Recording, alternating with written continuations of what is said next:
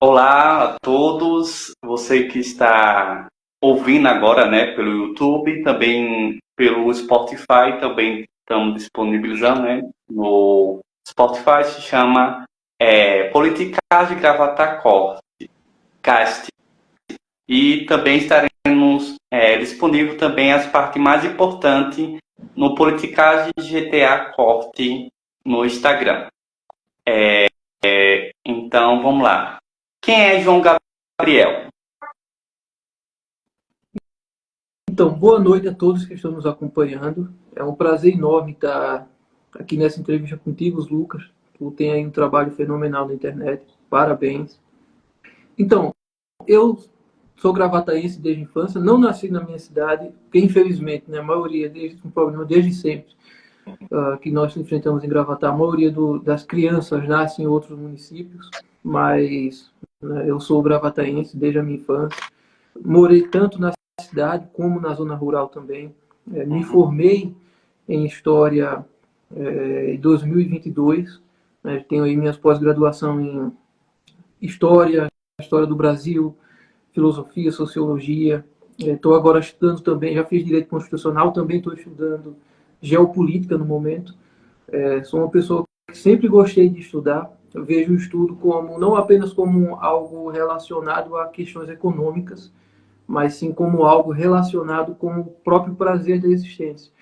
Quanto mais você conhece, quanto mais você estuda, mais o mundo se abre para você, mais a amplidão do mundo, né, pode ser tocada por você em todos os aspectos, não somente financeiro, mas como o próprio desenvolvimento humano. Então, sempre vi o estudo como algo prazeroso, né, algo rotineiro do dia a dia. E, ao mesmo tempo, também, uh, a minha formação política, por assim dizer, sempre é desde sempre, desde a infância, né, sempre estou envolvido nesse meio político.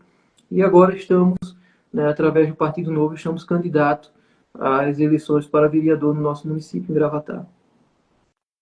Certo. Que momento você gostou da política? Foi no curso de história ou foi algum evento específico que aconteceu no Brasil?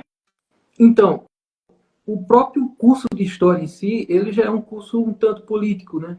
A estrutura da história em si, a história como pensamento, digamos assim, como matéria, como ciência, é o próprio desenvolvimento humano. O que é história é desenvolvimento humano. Então, consequentemente, a política está inserida ali de forma natural e espontânea. Você não consegue fugir da política. Então, desde quando eu era criança, que eu comecei a ler os primeiros livros de história, né? Eu amo história desde quando eu tinha 7 anos, 8 anos na escola. Tinha livros de história que eu começava a ler, eu me apaixonava por eles. Então, a partir daquele momento, a política já estava ali inserido. Então, foi algo natural para mim. Mas, ao mesmo tempo, eu diria que, primeiramente, a nossa cidade é uma cidade muito politizada. Isso é muito bom, né? Todo mundo, ou a grande maioria das pessoas, tem sempre um diálogo político, tem sempre uma opinião política formada. Então, a gente, desde a infância, bebe política, porque todo mundo ao nosso redor sempre está falando, debatendo política. Mas, ao mesmo tempo, também eu vejo a política como algo natural, intrínseco à nossa natureza. Né? Como diria Aristóteles, nós somos animais políticos. Então, sendo assim, eu vejo que a política ela é mais uma transcendência da nossa própria ação, do nosso próprio ser. Eu diria que, às vezes, os nossos políticos, inclusive, eles erram por eles não entender a natureza da política como um todo. Ela não é apenas uma ciência, não é apenas uma administração, né, de um órgão, de um instituto, mas ela é algo que está dentro da gente. Ela poderia ser tida como a encarnação das nossas vontades, dos nossos sentimentos, das nossa perspectiva de mundo como cidadãos.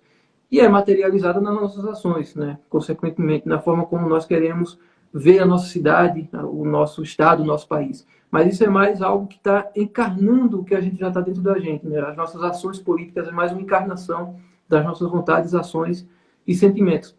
Então, isso é algo que sempre construiu-se dentro de mim, do meu pensamento, em relação à política. Eu vejo como algo natural que todo ser humano, eu vejo assim, todo cidadão, ele precisa ter essa consciência.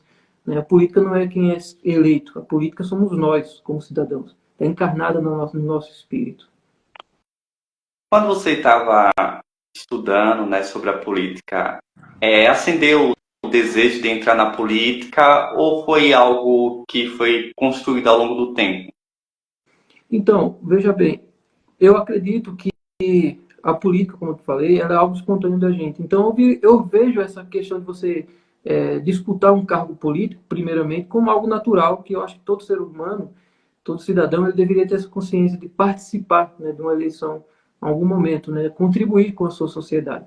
A gente sabe que, infelizmente, a nossa estrutura política ela é construída para ter apenas 17 pessoas. Né? Eu sou mais favorável, né? Tem países onde a Câmara dos Vereadores, até dos deputados, ela não é feita por pessoas que são pagas para estar ali, mas ela se reúne constantemente com pessoas, cidadãos comuns, né, que se reúnem ali para discutir as pautas das suas categorias. Então, são câmaras que têm 1.000 pessoas, mas não é que é 1.000 pessoas recebendo salário, é 1.000 pessoas discutindo cada um parte da sua categoria. Um enfermeiro, um padre, um pastor, um professor, todo mundo se reúne para discutir juntos quais os efeitos da política. Então eu vejo que esse seria um caminho natural para nós e que por isso eu estou motivado. Mas diria também que ao ver todo o quadro político que se junta na nossa cidade, né? A nossa cidade, infelizmente, ela anda para trás.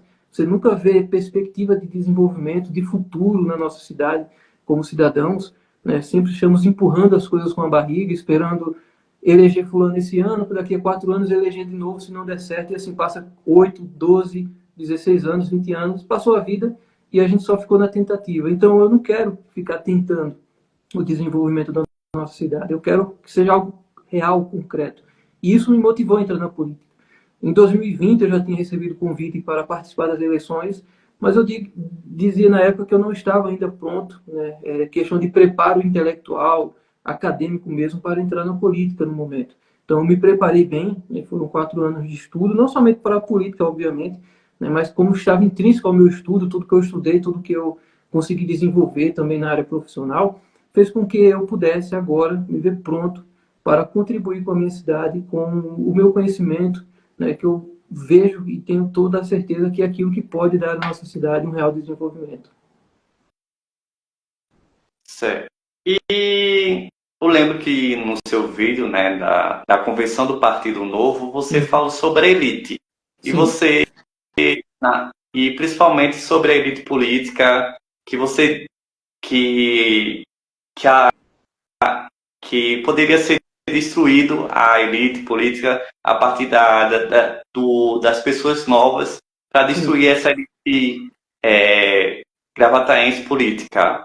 Pode detalhar mais ou menos o que você quis dizer sobre isso? claro.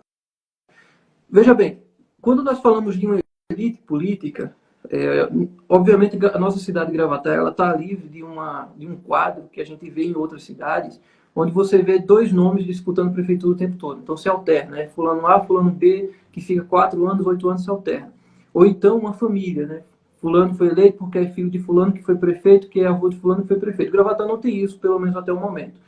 Né? Inclusive o padre, né, caso ele for reeleito, agora vai ser o primeiro prefeito reeleito na nossa cidade na história, salvo não me engano. Nenhum outro foi reeleito, que teve voto, teve outro que foi reeleito, mas começou como vice, o outro morreu, ele assumiu, mas reeleito mesmo não teve nenhum ainda. Então a gente vê que a nossa cidade não tem esse quadro de uma oligarquia nesse aspecto. Porém, quando eu falo elite política, eu falo na estrutura de indivíduos que, mesmo que mude os seus nomes, continua a mesma estrutura, o mesmo sistema. Por exemplo, compras de voto, trocas de votos por favores. Então, o pessoal se aproveita das fragilidades dos cidadãos para comprar seus votos. Então, fulano, de repente, vê que a população está faltando água, está faltando remédios, está faltando médicos, eles se utilizam dessa situação para se promover politicamente. Coloca sua foto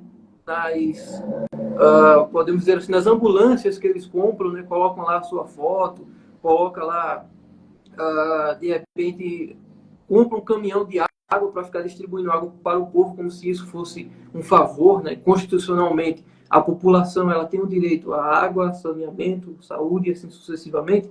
Então, esse tipo de estrutura que sempre permanece, mesmo alternando o nome das pessoas, é uma elite política, né? É uma elite que permanece. E ela é ilegítima. Ilegítima porque ela não é eleita de maneira real, de maneira correta, né? De maneira legalmente aceita. Ela é eleita apenas porque ela compra votos, porque ela troca votos por favores. né, submete a população a um estado de humilhação constante, onde fulano é obrigado a votar no candidato apenas porque ele passou por um quadro de situação, seja na saúde, seja a questão de carro d'água, onde foi obrigado a votar em um vereador. Então, essa elite ela é ilegítima, por isso ela não tem o direito de estar no poder.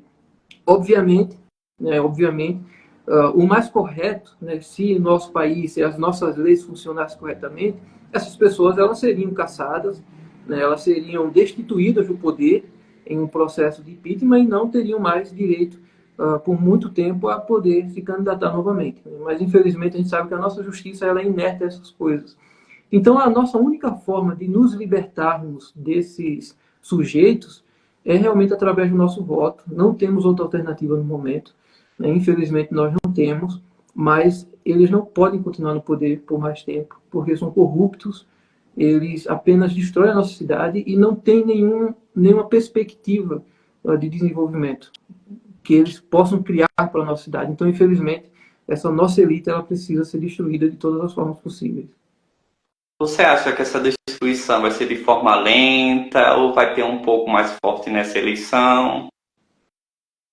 Olha, eu acredito que nessas eleições ela vai mudar um pouco, vai mudar bastante, porque vemos muitos jovens se elegendo, e quando eu falo jovens, não são pessoas apenas que têm o mesmo pensamento da elite. Isso acontece muito, inclusive, né? Muda-se os nomes, como eu falei, de repente tem um quadro de candidatos que têm o mesmo pensamento dos que já estão no poder. Esses não podem chegar de jeito nenhum, eles são piores, inclusive, do que os que já estão. Mas nós temos, sim, muitos bons nomes na nossa cidade, são 17 nomes, 17 vagas, né, para a Câmara dos Vereadores, então você tem nomes que podem, sim, compor essa Câmara, e eu tenho certeza que vai, sim, se reeleger alguns. Claro, não vai ser muitos, mas acredito que 5 ou 6 nomes bons possam ser eleitos esse ano, e sendo assim, né, essa mudança já vai ser um tanto radical para os próximos anos. Então, acredito que um trabalho bem feito, de divulgação, de conversa, diálogo com o povo, uma mudança radical sim é possível. Mas eu acredito que para essas eleições ainda vai ser um pouco mais lento, um pouco mais pé no chão mesmo.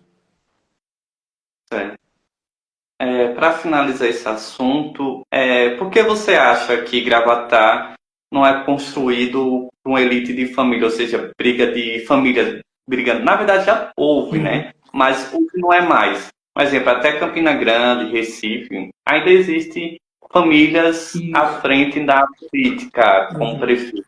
E por que Vitória de Santo Antão, Campina Grande tem também. Sim.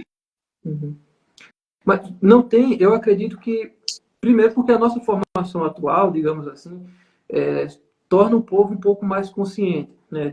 Gravatar, ela tem um contato muito grande, e isso é um fato, com pessoas que têm mais uma condição financeira maior, né, digamos assim, né, seja nos condomínios, né, você tem muitas pessoas que trabalham nos condomínios que estão cheios de pessoas que têm uma formação acadêmica melhor, que têm uma formação de pensamento melhor, e acaba influenciando, né, de uma forma ou de outra acaba influenciando. Isso a longo prazo, isso não é 2 anos atrás, 3 anos. Então isso impede que o povo, eles acabem votando, isso é um dos fatores, claro, não resume tudo, mas é um dos fatores que impede com que o povo sempre vote nas mesmas pessoas, né? Se tu for pegar, por exemplo, a Câmara dos Vereadores de Gravatar, ela sempre renova o quadro, né? Dos que estão agora, dos atuais 15 vereadores, eu acho que são 2 ou 3 no máximo que são vereadores de mandato, o resto é tudo primeira linha. Então tem essa formação justamente por isso. Outro fator que eu acho também é porque o gravataense tem a consciência daquilo que eu falei no início, de que se não der certo, daqui a 4 anos a gente tenta mudar. Então nunca dá certo, né? Infelizmente nunca dá certo. Então, como nunca dá certo para a estrutura política, então os nomes sempre vão ser variados. Mas como eu falei, variados, mas ainda assim permanece o mesmo tipo de pensamento. Né? Curioso, só para concluir aqui, antigamente era muito comum, né, um candidato ele sair na casa do povo, por exemplo, né, e ia basicamente na casa dos mais pobres, tomar café com o povo, né, comer um cuscuz com o povo, apertar a mão, dar um cheiro na cabeça da criança, para angariar a ideia de que ele era humilde. Né? E muitas vezes o povo mais simples, ele comprava a ideia de que aquele candidato era humilde. Só que hoje o povo, por exemplo, já tem consciência de que isso é apenas uma falácia, né? São indivíduos que passam o tempo todo nas suas casernas, e de repente, quando é na época da eleição, quer aparentar para o povo que são humildes, são gente como a gente, né? Eu também sou cidadão, tu és cidadão, e de repente passam as mesmas agruras que nós como cidadãos passamos. E o povo vê isso hoje e ridiculariza, diz, isso aí é um absurdo, né? Esse pessoal só quer realmente nos enganar. E daí acaba não mais elegendo essas pessoas.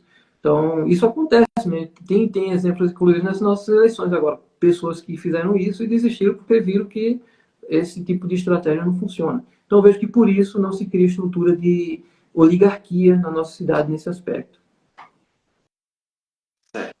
E vamos falar sobre a educação, né? Teve um episódio que aconteceu em Gravatar sobre Uhum.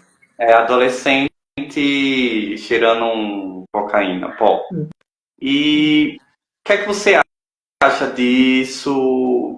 Por que os jovens hoje não... A educação, mesmo mostrando assim, dizendo que melhorou o IDEB, Uhum. o que é que você acha que precisa melhorar? Então, nesse vídeo que eu vi as adolescentes usando drogas na escola, em seguida também, quem mostrou esse vídeo, mostrou também um segundo vídeo dessas mesmas adolescentes em casa. E de repente elas estavam fazendo um vídeo com a família, mostrando como era a casa delas. Você vê que são pessoas extremamente simples, né, que não têm a estrutura suficiente para se livrar dessas condições terríveis. Quando eu falo isso, eu digo o seguinte: todos os problemas sociais, da educação à economia, à segurança, todos eles se correlacionam. Você não pode simplesmente dizer, olha, eu vou resolver um problema sem querer resolver o outro, ou negligenciando os outros. Todos estão juntos. E nesse caso específico, você tem o quê? Você pode ter uma melhoria dentro da escola, você de repente pode ter uma merenda melhor para um adolescente, você pode de repente ter cadeiras novas na escola, uma pintura mais bonita na parede, mas isso não vai resolver o problema de quando a criança sair da escola, ela tem uma família totalmente desestruturada, porque não tem as ferramentas necessárias para se desenvolver. Então você vê que, claro, isso não é um dos fatores apenas, não é o fator geral, mas é um dos fatores de que a maior parte da criminalidade ela vem justamente a partir da pobreza. Né? A falta de perspectiva de vida, a falta de expectativa para o amanhã, faz com que muitas pessoas caiam na droga, né? Comecem a cometer pequenos furtos e daí vai crescendo a situação. Então, são os problemas que se correlacionam. Por isso eu vejo o seguinte: para você estruturar a educação, você precisa também pensar em estruturar a economia, estruturar a infraestrutura da cidade, que é extremamente importante. Né? Imagina só, de repente, você vai para a escola, né? Você tem aí seus colegas que, de repente, quando chega em casa, você vai ter esgoto na frente da sua casa, lixo jogado em todo canto, porque não tem uma coleta de lixo decente. Você tem a sua casa basicamente precária, né? Uma situação, casa de madeira, casa de barraco, porque você não tem dinheiro para construir a sua casa de verdade, você não tem um trabalho digno, né? Que lhe pague um salário digno a ponto de que você possa construir uma boa casa, ter uma boa estrutura familiar. Então, tudo isso se correlaciona a ponto de chegarmos nessa situação. Só lembrando que muitas vezes falta, inclusive, do poder público olhar para esses problemas de uma forma ampla e criar realmente um plano para todos eles. Geralmente, quando a gente fala de educação, é um tema que muitas pessoas fantasiam, acham que chavões, coisas desse tipo vão se resolver. E é um problema muito mais sério, muito importante e que precisa ser debatido com seriedade. E você acha que, caso eleito, pode mudar isso? Certamente eu posso, por um fator. Existem aspectos de leis que nós podemos votar e aprovar que vão se correlacionar com todos esses problemas, desde, como eu falei, desde a economia até a educação. É um plano para a própria cidade em si, né? Um plano a curto, médio e longo prazo. E dentro dessa estrutura, você vai ter projetos de leis, e não somente projetos de leis, mas ações pessoais, porque não custa lembrar que o vereador não tem um poder executivo, né, da caneta de dizer eu vou fazer isso que eu quero, vou construir isso ou aquilo ali, porque ele não pode fazer isso. Né? Quem fala isso está enganando o povo.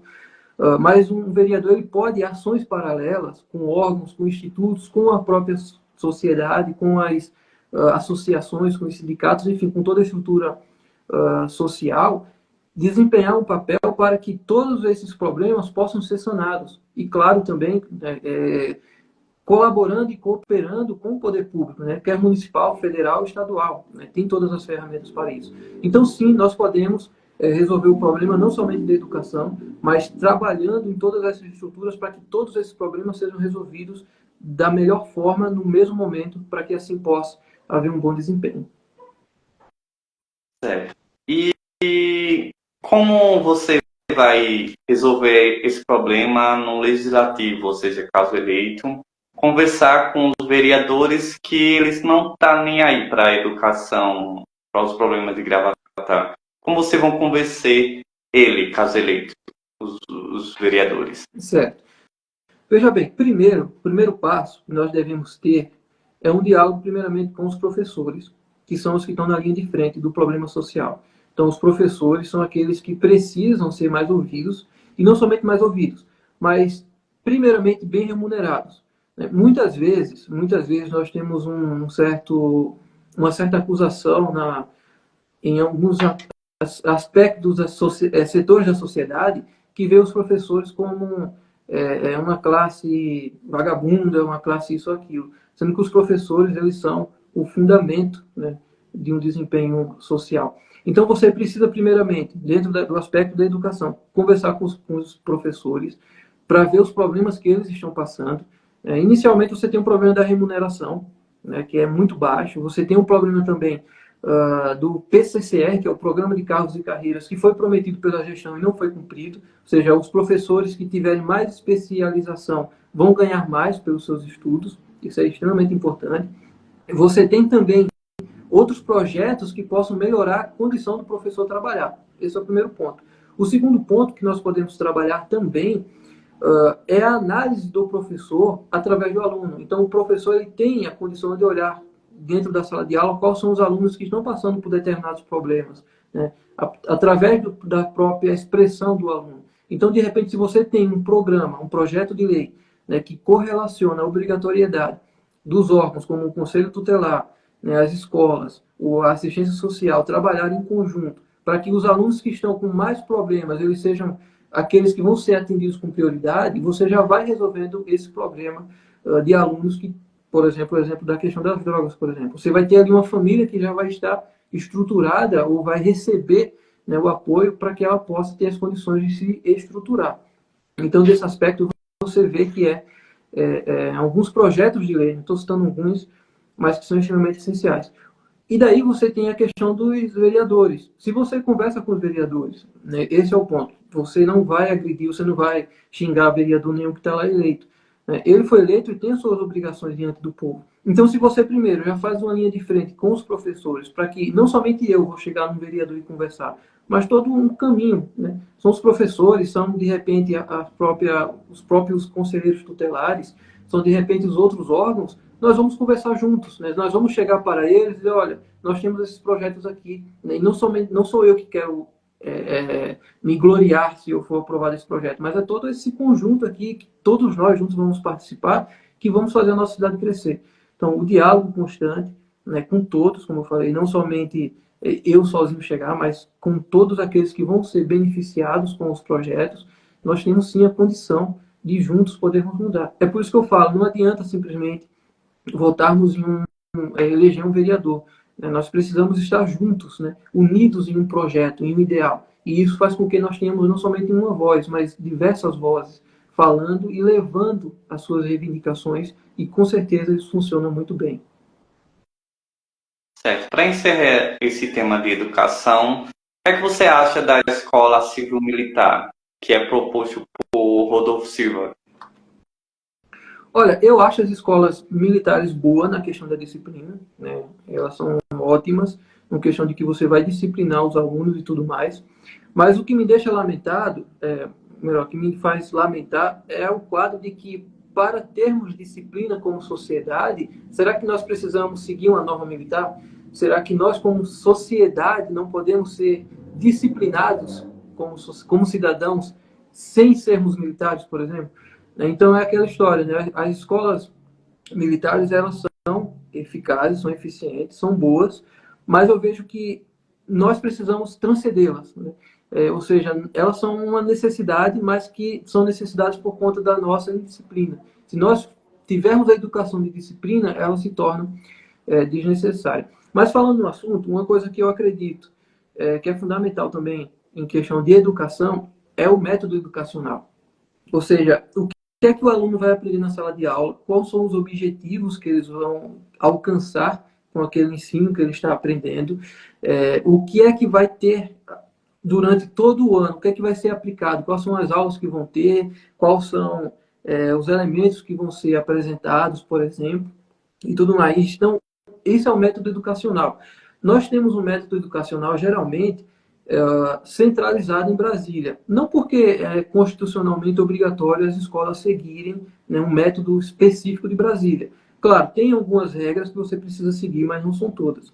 Entretanto, a maioria das secretarias de educação, por preguiça mesmo, porque é difícil você, né, é mais complexo você sentar e estruturar um método educacional, segue apenas o que já vem de Brasília. Então, já vem feito, vamos seguir isso aqui, ponto. Só que na prática não funciona.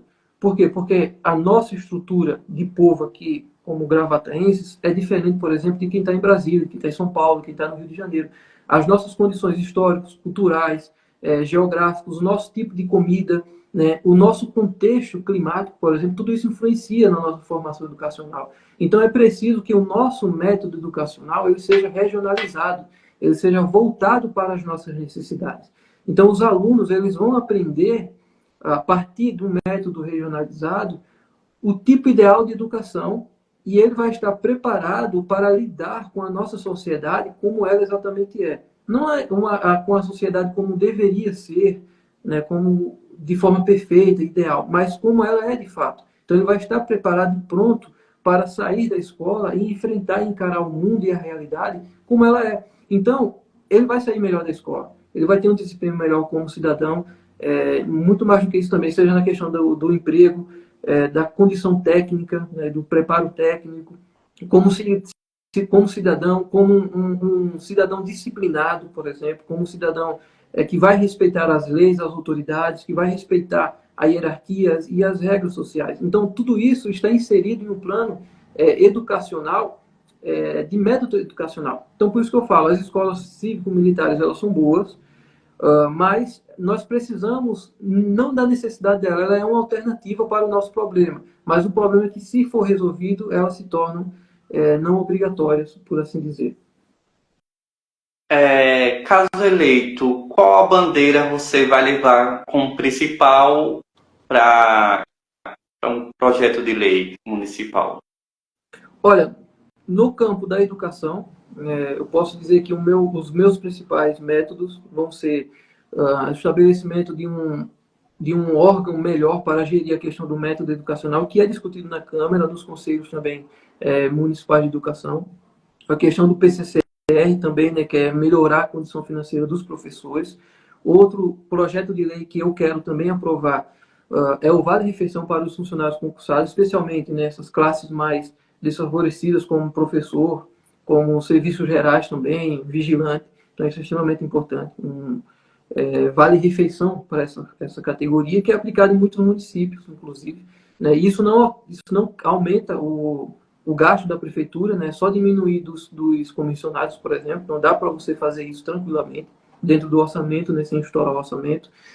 Outro projeto de lei que é extremamente importante também, na questão da infraestrutura e economia municipal, é o que é chamado popularmente de seguro construção. Ou seja, a prefeitura ela vai construir uma ponte.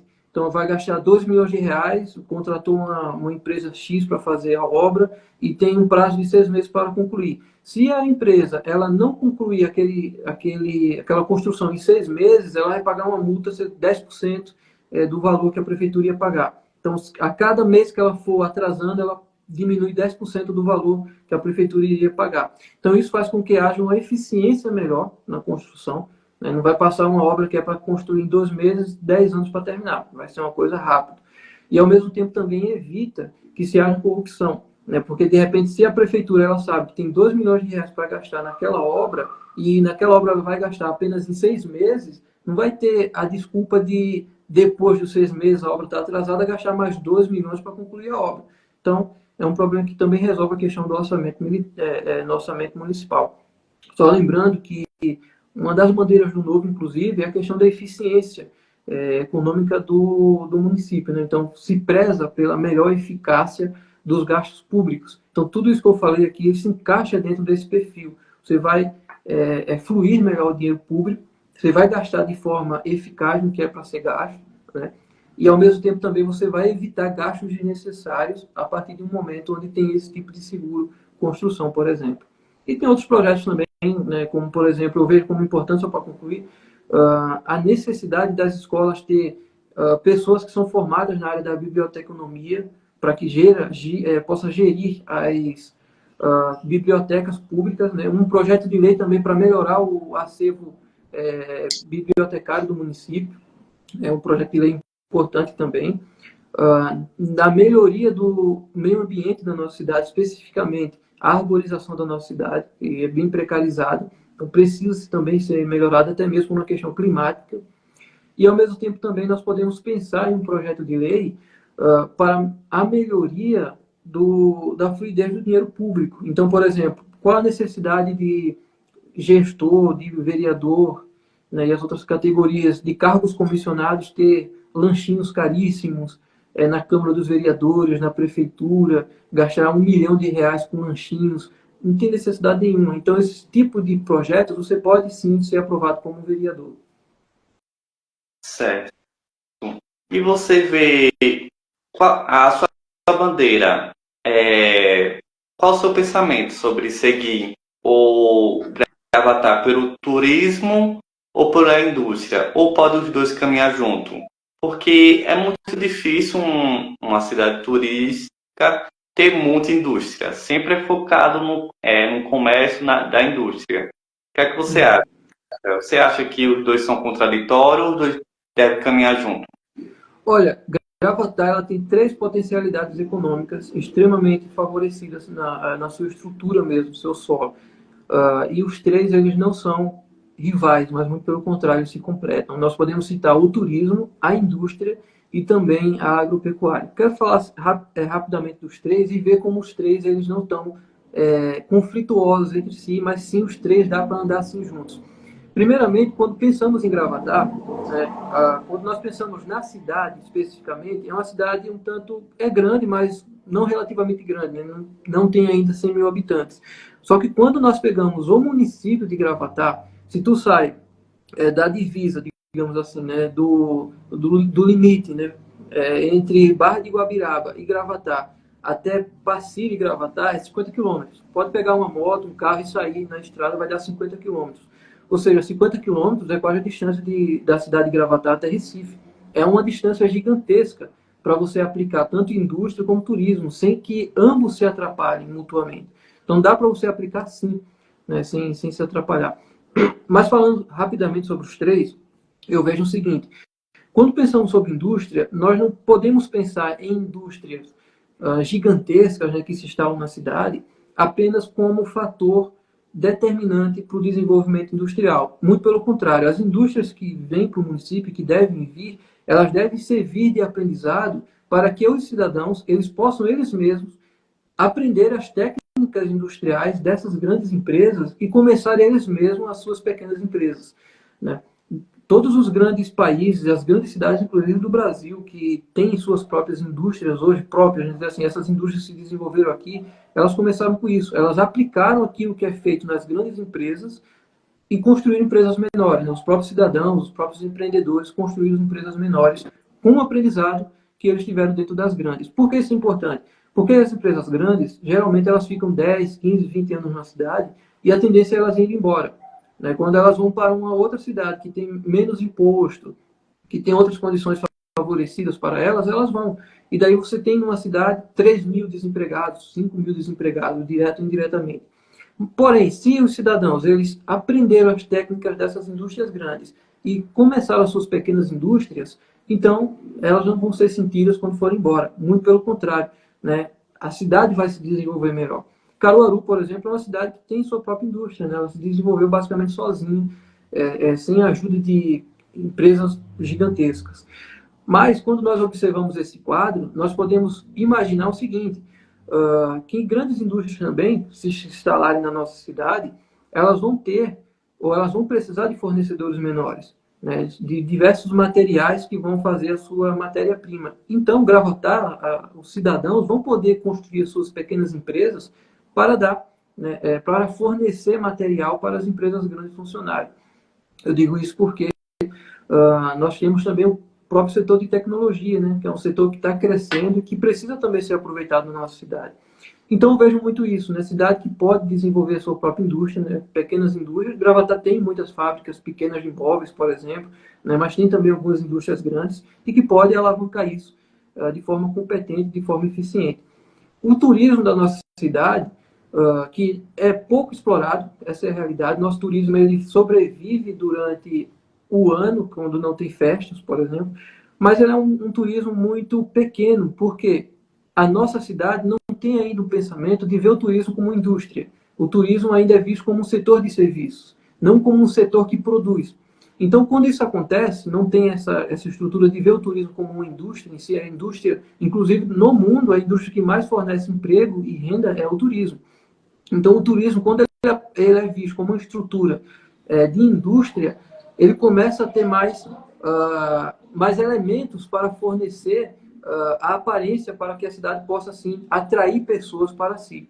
Por exemplo, né, você vai atrair equipamentos, né, pessoas dispostas a construir equipamentos turísticos diversos na cidade, você vai ter abertura de mais restaurantes, você vai ter uma gastronomia mais diversificada também, você vai ter um turismo rural muito mais amplo, né, e isso faz com que a cidade acaba desenvolvendo mais a própria consciência das pessoas. Né? Os próprios cidadãos acabam, através dessa perspectiva de turismo, eles mesmos empreendendo, criando empreendedorismo, criando, né, ferramentas para que eles possam ganhar dinheiro também de forma independente.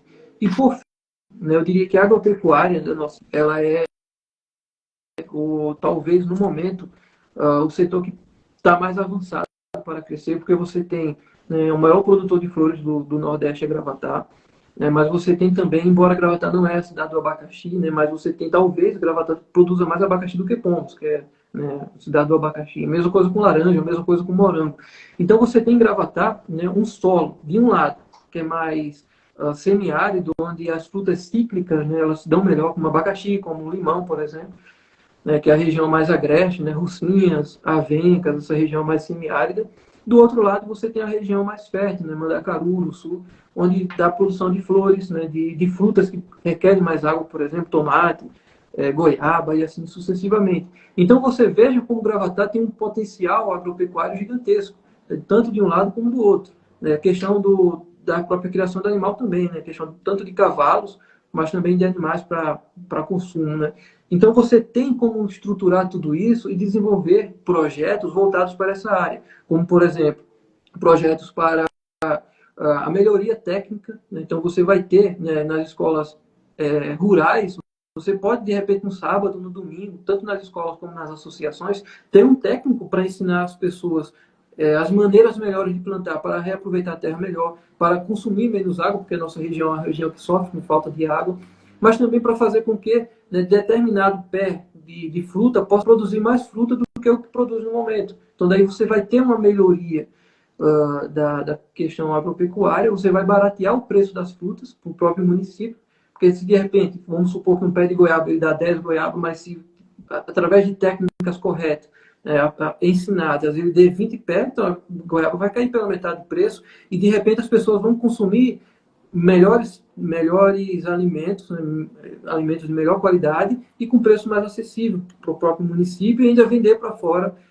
e ganhar dinheiro com isso, que é o mais importante.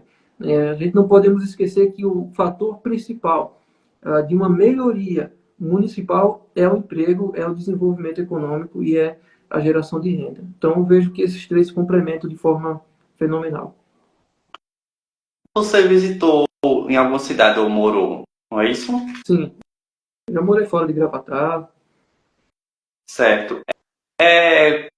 Na cidade que você morou, você pensou, eita, essa coisa sairia muito bem em Gravatar. Qual foi e quais foram? Olha, graças a Deus eu tive a oportunidade de cortar o Brasil algumas vezes de carro mesmo, não gostar de sair um dia e voltar no outro, mas ir parando, andando aos poucos e conhecendo os lugares, conhecendo as cidades aos poucos.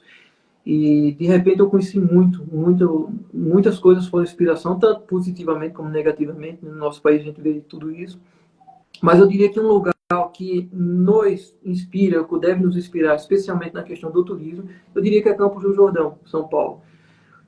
Diria que muito mais do que Gramado, né? O pessoal às vezes tem essa vocação de falar muito de Gramado por a questão europeia e tudo mais, mas no nosso tipo de solo, de terreno aplicável à questão turística, Campos do Jordão seria uma inspiração perfeita para nós. Por quê? Porque embora a cidade em si ela tenha uma estrutura, né, arquitetônica mais voltada para a questão europeia mesmo, mas ainda assim você tem na cidade diversos equipamentos turísticos que podem ser inspiração para nós, diversos parques turísticos diferentes, com diversas propostas, né? Então, turísticas, né? Diversas atrações distintas.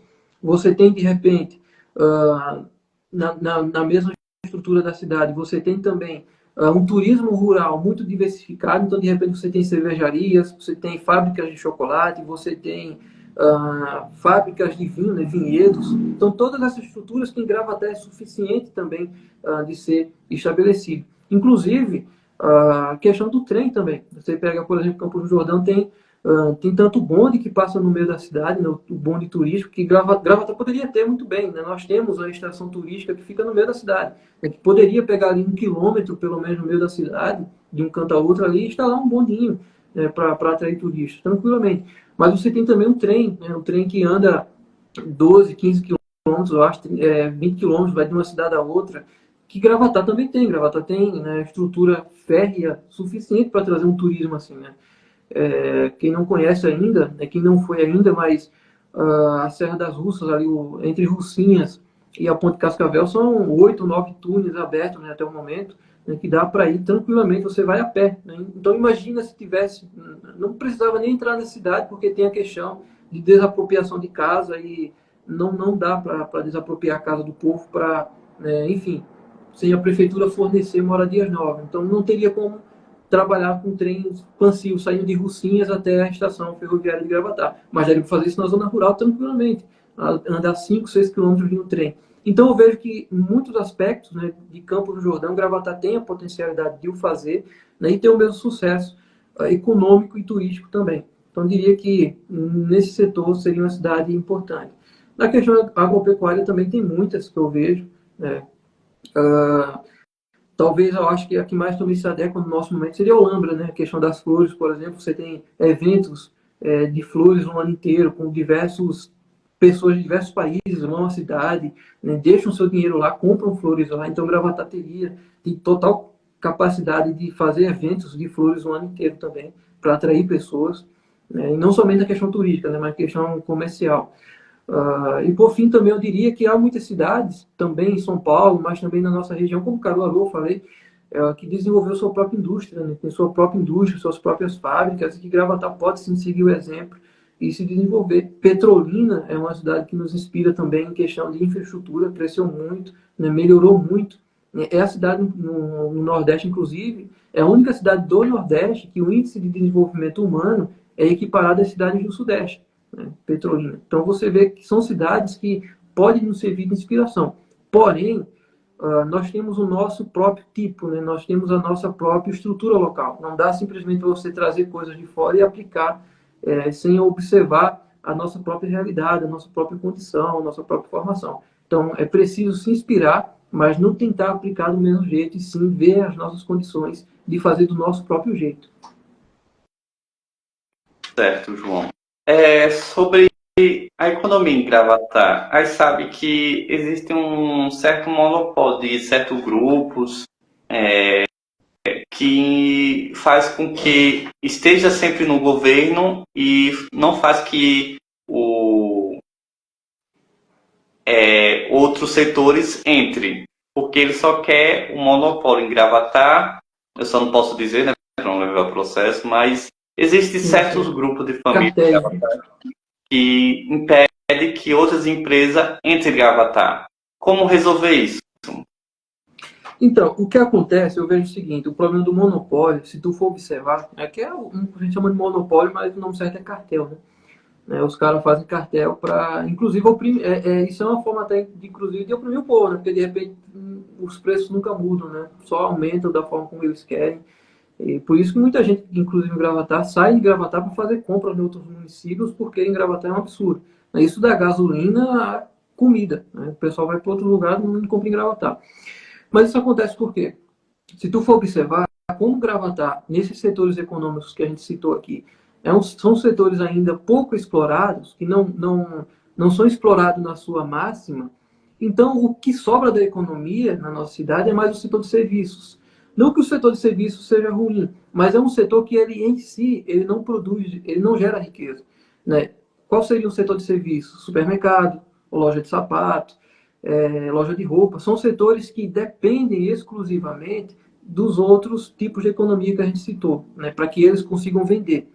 Então, de repente, esses grupos, eles não podem adquirir melhores condições econômicas, primeiro se esses outros setores não se desenvolverem, e eles não se desenvolvem justamente porque a elite, tanto econômica como política, infelizmente, não tem vontade de os desenvolver. E, segundamente, se de repente esse grupo não se desenvolve, você vai ter na cidade uma economia fechada que, se for aberta para outros grupos, eles vão perder. Então, de repente, se tu começa a vender uma loja de roupa que vai ser 20% mais barato que o outro, então eles vão perder, entendeu? Então, está relacionado com esse outro problema.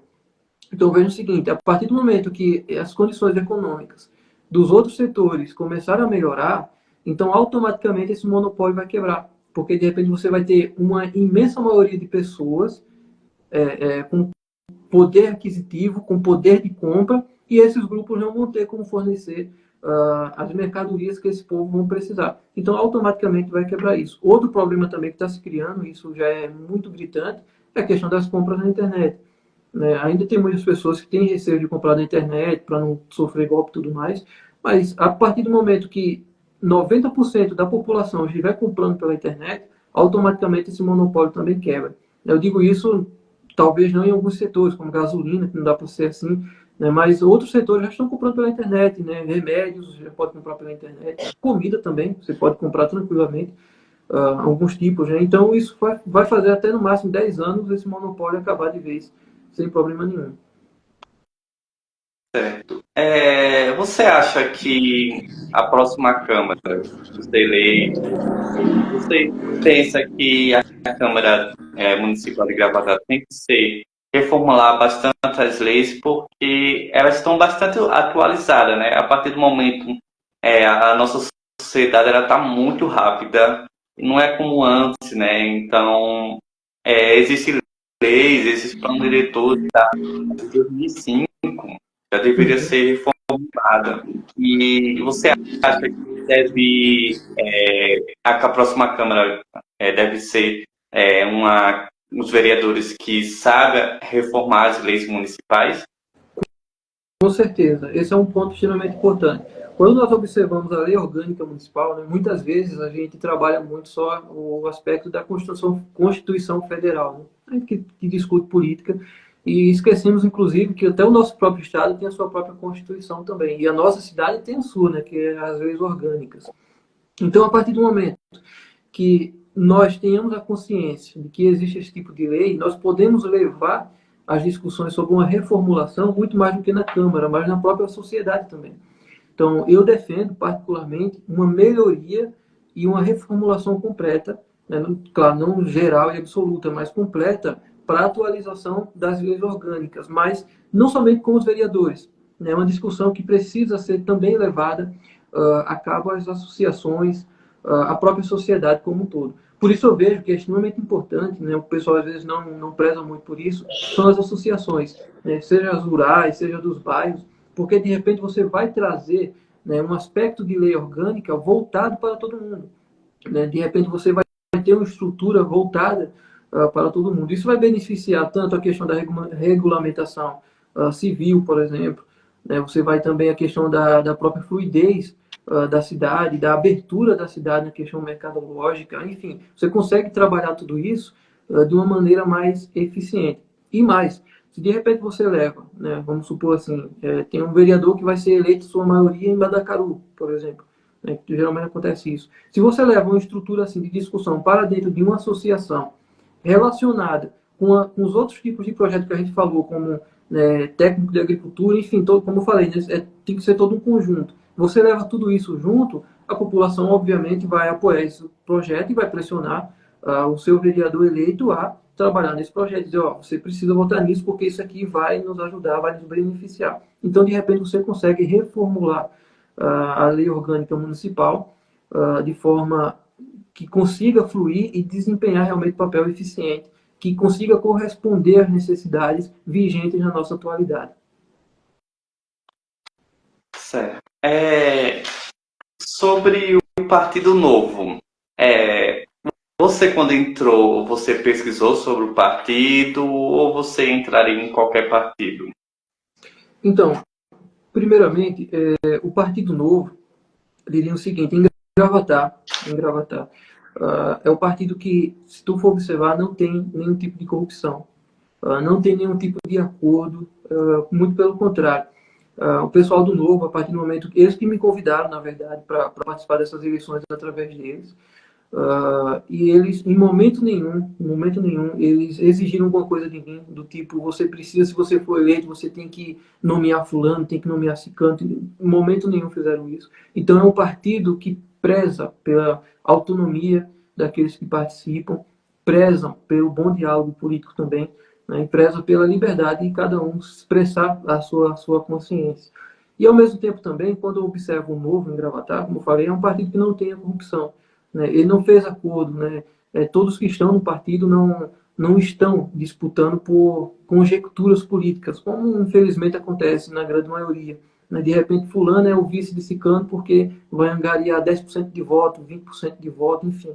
E isso não tem no Novo. Então, é um partido sério que está desempenhando um papel bonito na cidade e que, ao mesmo tempo, também está se engajando cada vez mais também na sociedade de forma sólida. Então, o Partido Novo, para mim, foi a melhor opção no momento em Gravatar e não somente eu, né, espero crescer pessoalmente dentro do partido, mas também contribuir, né, com as minhas ideias para o próprio crescimento também do partido e de todos que estão nele. Então, eu vejo que realmente o Novo, ele tem realmente um papel que está começando ainda, né, um papel novo em Gravatar, mas é um papel que tem a potencialidade de fazer realmente boas coisas a médio e longo prazo. Isso sem sombra de dúvidas. Certo, João, já estamos encerrando. Você tem 2 minutinhos, ou três minutinhos, para encerrar, realizar as suas considerações finais. Pode pedir voto, pode informar seu número. 3 minutos é todo seu. Primeiramente, Lucas, eu quero te agradecer aí por essa oportunidade de fazermos essa entrevista. Foi muito prazeroso conversar contigo e tenho certeza que muitas conversas virão depois, não tenho sombra de dúvidas.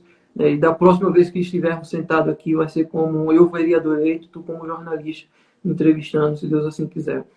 Aos cidadãos gravatarenses que nos assistem agora e nos assistirão depois também, né, na disponibilidade do vídeo, né, eu quero pedir um voto de confiança, não para mim, né, não para a minha pessoa especificamente, mas para as ideias que eu também não as criei na minha fantasia, mas as ideias que, baseadas no estudo, no preparo, observando as nossas condições, as nossas capacidades, são aquilo que me norteia e me motiva nesse desenvolvimento político. Ao mesmo tempo também, peço a cada um dos cidadãos gravatarenses que se conscientizem daqueles a qual vocês pensem que vão votar. De repente, às vezes as pessoas votam em fulano do mercadinho, fulano porque é meu amigo, mas de repente esquece que você está depositando o seu futuro na mão de alguém que não tem o preparo suficiente, não porque nasceu com ele, mas porque não teve nenhuma vontade de o fazer, de se preparar bem, né, de conhecer realmente as nossas necessidades e como resolvê-las. Então, de repente, você está entregando o seu futuro a essas pessoas que vai ser um desastre e vai, ao invés de melhorar a sua vida, vai piorar e vai impedir o seu crescimento pessoal, o seu crescimento humano, econômico, social, educacional e assim sucessivamente. Por isso eu me vejo aqui não como a melhor ou a pessoa fenomenal, o super-homem, não nada disso, mas como um cidadão que, na sua revolta contra a classe política, resolveu se preparar bem para disputar e derrotá-los a classe que é totalmente ilegítima e que se aproveita das nossas fragilidades como cidadãos. Por isso eu peço o meu voto, seu voto, cidadão que nos assiste. O meu número é o 30234. Peço a cada um que não se esqueça do meu número e que possa me apoiar aí nessas eleições esse ano. Tá bom, João. Muito obrigado. Essa entrevista também estará disponível no Spotify, no YouTube, no Politicast e GravataCast. E nos cortes também, nas partes mais importantes, no Politicast GTA Corte. Obrigado. Lucas, um abraço.